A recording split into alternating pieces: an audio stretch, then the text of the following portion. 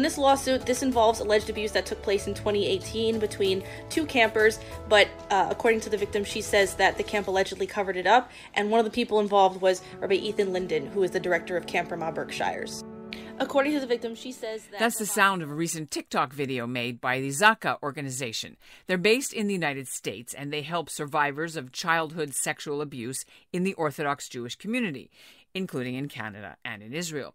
But the case they're talking about involves a popular Jewish summer camp, Camp Ramah, in the Berkshires, which is now facing a lawsuit after an alleged cover-up by the rabbi who was the camp's director of a sexual assault that happened to a girl camper in her bunk. You may have read or heard the CJN Daily's episode earlier this week where a Toronto musician, Lorie Wolfe, went public with her own experience of being assaulted by an Orthodox family friend who was also a doctor, dating back to when she was 17. The matter was handled by a rabbinical court, not the police, and it took her years until she went to the police herself to get justice. Her abuser then fled the country to Israel right in the middle of the trial, and the Ontario government dropped the case. The Zaka organization says they know all too well why victims of sexual abuse inside the Haredi community stay silent for so long. Because going to the police is still frowned upon, and doing it can ruin the victim's life too, and their standing in the frum community. There are thousands of Chaim Walders around, not necessarily operating at that scale, but in families, in shuls, in yeshivas.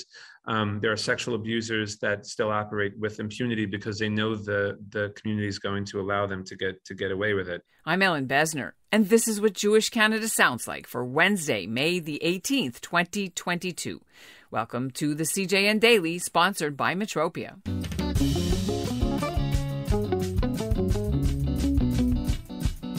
Zaka recently posted a news story on its TikTok and Facebook accounts about the arrest of an elderly Canadian rabbi charged with sex crimes against a minor. The crimes date back 25 years, and the case is being handled out of Quebec's Justice Department, but there is a publication ban on the complainant's name, so we can't reveal too many details yet, except that the accused was an educator years ago in Montreal's ultra-Orthodox community, but sources say after allegations of sex crimes against him made their way to the city's rabbinical authorities, or beit, the suspect was told to leave the country for Israel, where he worked as an unlicensed tutor and family counselor. The complainant, who is now an adult, came forward to police saying she was molested when she was 7. Coming up, we'll hear from the Zaka team and why they're hoping the sex abuse case of the Israeli children's author Rabbi Chaim Walder will spark more people to come forward about what they call a systemic problem inside the Orthodox world. But first, here's what's making news elsewhere in Canada right now. I'm Erwin Kotler here in Jerusalem, and this is what Jewish Canada sounds like. A Canadian playwright has won a top Israeli prize for his contribution to the country's culture. Former Winnipegger Gordon Wiseman, who now goes by Gavriel Emmanuel and lives in Israel, was awarded the Prime Minister's Prize for his one-man play about Menachem Begin, the country's 6th Prime Minister. The play's been performed around Israel and in other countries since his debut in 2013. Wiseman picked up his award from Prime Minister Naftali Bennett at a ceremony last week in Jerusalem at the residence of Israel's President Isaac Herzog, who was also there. Wiseman comes from a well-known artistic family. One brother's a screenwriter and 2 others are musicians, including Bob Wiseman, who was one of the founders of Blue Rodeo. And now stay tuned for this message. From award-winning journalist Marcia Lederman comes Kiss the Red Stairs, a compelling memoir of Holocaust survival, intergenerational trauma, divorce, and discovery that will guide readers through several lifetimes of monumental change. Marcia was 5 when a simple question led to a horrifying answer. She asked her mother why she didn't have any grandparents. Her mother told her the truth: the Holocaust. Decades later, her parents dead and herself a mother to a young son, Marcia begins to wonder how much history has shaped her own life. Reeling in the wake of a divorce, she craves her parents' help. But in their absence, she is gripped by a need to understand the trauma they suffered, and she begins her own journey into the past to tell her family stories of loss and resilience. Kiss the Red Stairs, available now wherever books are sold. And joining me now are Asher Lowy, the director of Zaka, and Ariel Kay, who's a liaison between lawyers and survivors, and she also runs the TikTok channel. We contacted you because of a case in Toronto where a survivor came forward after many years and went public with her ordeal, taking it through first the Jewish community, then the police, then the College of Physicians and Surgeons in Ontario. But that is a very unusual outcome, is it not? It's not the norm in your experience, right? Asher, what's the norm in this situation when a crime like this happens? So in the Orthodox world, most of these tend not to get reported in the first place. Unfortunately, most of the time it's covered up, especially since reporting generally is considered forbidden by rabbis and community leaders. Agudath Israel, for example, in the U.S. has a stated policy that you have to ask a rabbi before reporting sexual abuse to police. And there have been cases where people have gone through that process and asked the rabbi for permission to report, have reported, and then have received the backlash anyway, despite having followed all the rules. So it's unfortunately not typical that survivors will come forward, let alone to any law enforcement agencies.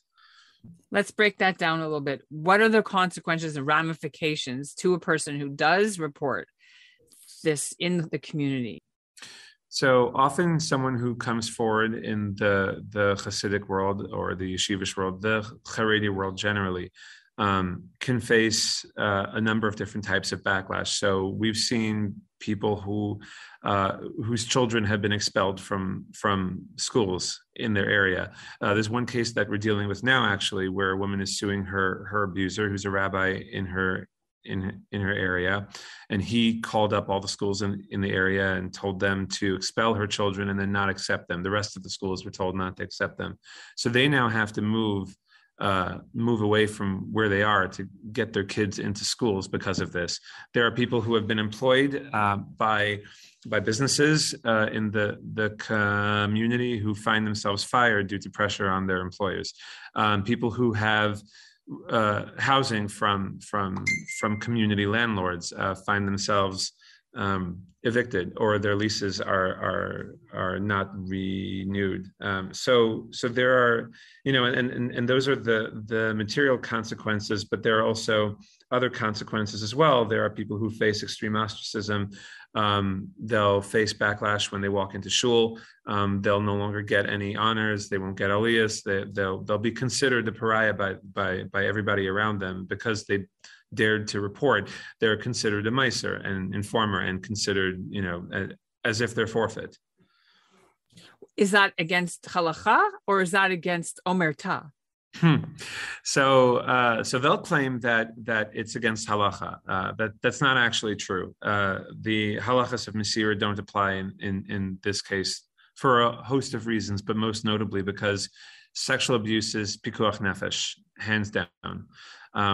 We know what the effects on survivors of sexual abuse are. We know that they suffer from an increase in eating disorders, in depression, suicidal ideation, and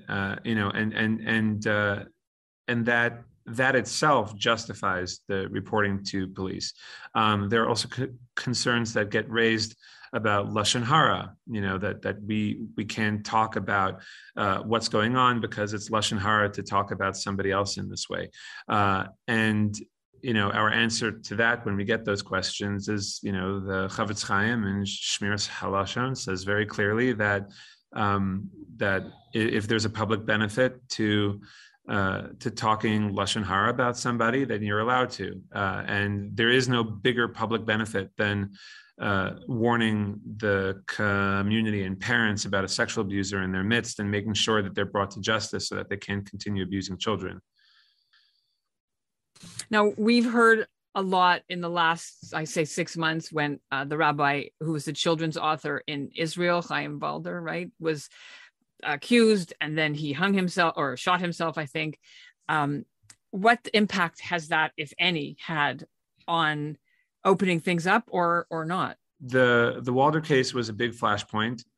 It was a vehicle for discussion among people who hadn't necessarily needed to confront the issue of sexual abuse before. In that sense, there has been change. There's a broader awareness of the problem. But what we've seen, and this is not just with respect to the Walder case, but it's also with respect to change around sexual abuse in general over the last decade, is there's been much more change at the bottom than there has been at the top. So at the bottom, there's an increased awareness of the problem of sexual abuse, there's an increased comfort in people talking about it. There are increased peer resources kind of available. There are even therapists who are a little more aware. There's like a growing awareness that something's wrong with the way we've been handling sexual abuse and that something needs to be done about it. Unfortunately, not much has changed at the tops, and survivors can't expect that they'll receive any kind of support from their rabbis, let's say, from the community members, let's say. It's still something that's considered shameful. It's still something that counts against you for your marriage prospects, So in that sense, not much has changed. There are a lot of people who are very happy to burn Walder's books, but they're kind of using this as an opportunity to release their frustration about this one case rather than seeing it as the systemic issue that it is. It's not just about Chaim Walder. Fundamentally, there is no support for the idea of survivors coming forward and reporting. And that's the most important thing, because without accountability, there's never going to be any change on this issue. I want to bring in Ariella now. You're specifically dealing with one case. There is a publication ban on the complainant's name in the case. So maybe speak to me about what you're seeing. Yeah, I mean, the isolation and alienation are very, very big tactics in the Jewish world. They're things that it doesn't really seem to matter how educated or how supportive or even how religious the victim may be. Sometimes, some people will say, oh, well, this is just like an issue in like the Haredi community, or, this is only something that you see in the Hasidic community. But it's not. This is something that we see even in the modern Orthodox communities. It's also something that we see especially on Shabbat or Yom Tov. A lot of these holidays, a lot of Jewish thiemery are very triggering for survivors, because a lot of their abusers would unfortunately weaponize Judaism in order to further the abuse. And what does that look like? What does that mean? It means, things like, for example, there's one survivor in particular where she can't, Friday nights, she can't keep Shabbos because on Friday nights, that's when her grandfather would molest her. And she would sleep over at her grandparents' house for Shabbat. She would help with her grandmother. It was like a ritual, right? She would help her grandmother with the chicken soup. And then, when there was some quiet time, her grandfather would take her to the side and molest her. Unfortunately, these cases just repeat themselves over and over again. But I mean, that's what happens, and it's unfortunate. And many people don't realize that, and people don't realize the level of mental anguish that these people are under, and how it continues even well into someone's 30s, 40s, 50s, 60s, you name it. I think what happens a lot of times is that there's a lot of travel for these people. So like, for example, you'll hear about a case in Canada, but then they'll run to Israel or they'll run to the United States. I'm sure there's more of those. So yeah, I think there's a lot of, and because there's no, unless they're considered a flight risk or their passport is ceased, I don't think the border patrol at any of these countries is going to stop these people from entering if they try to run. Why does Israel give safe haven? There was a special, I think, on Khan, where they profiled a number of sexual abusers who had fled to Israel. There was, but recently, thankfully, it's been changing. There was, after the Malka Leifer case, there was another case. A guy by the name of Gershom Kranzer had sexually abused a number of his relatives, and he had fled to Israel after an arrest warrant was issued in Brooklyn. Someone tipped him off, and his wife drove him to the airport, and he was there until 2019. It was thanks to the work of Shana Aronson working with the Jewish Agency that got him. They're much more amenable now. So let's talk about the beit din, which are the sort of first line of where people are supposed to go. So it's the rabbanim, it's the Rosh Yeshiva, it's the rebbes, I would even argue it's that it's the from psychologists. Yeah, there's this attitude that was actually very apparent in the response to Chaim Walder. That's a very good example of this, of the bottom and the top kind of disagreeing with each other in response.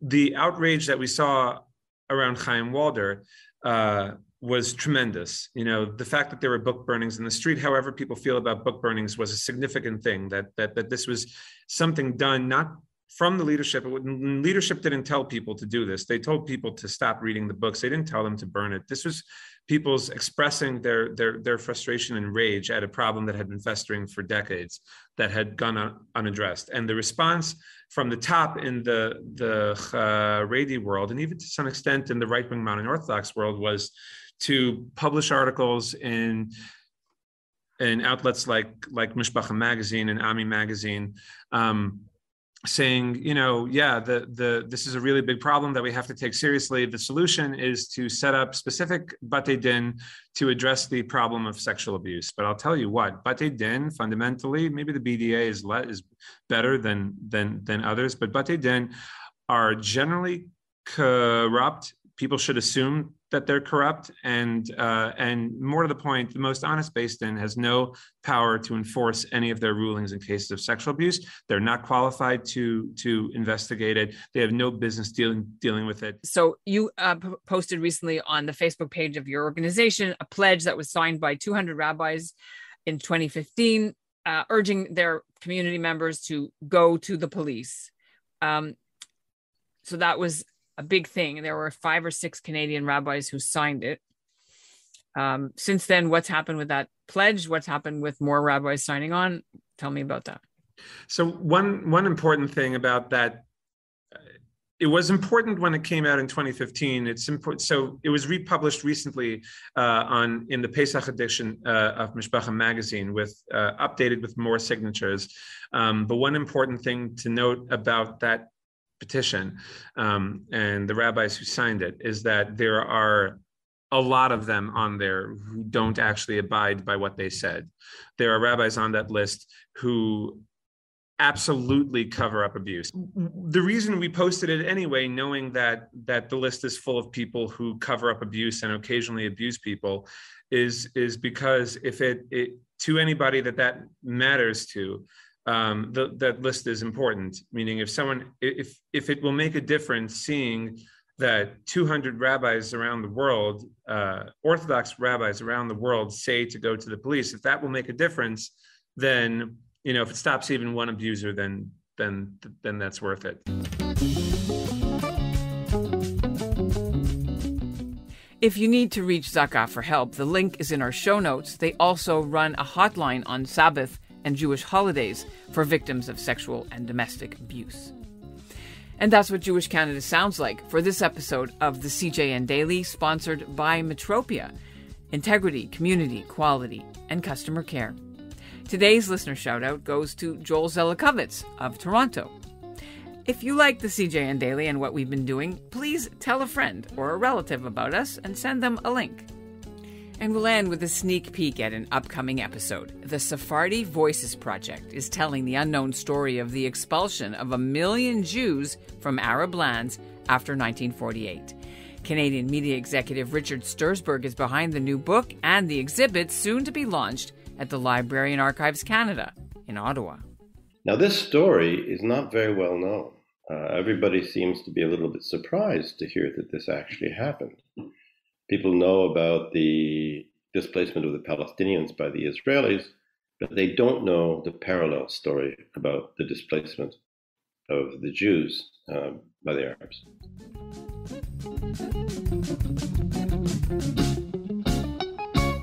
This episode has been brought to you by Looking Back, Moving Forward, 160 Years of Jewish Life in BC.